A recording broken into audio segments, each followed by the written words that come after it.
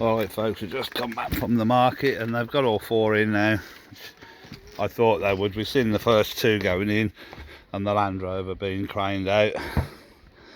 So it's a bit of fun, isn't it? So the one we stayed over in last year, that far side, they're all new now. All 4 of them. So they've got 6 in total.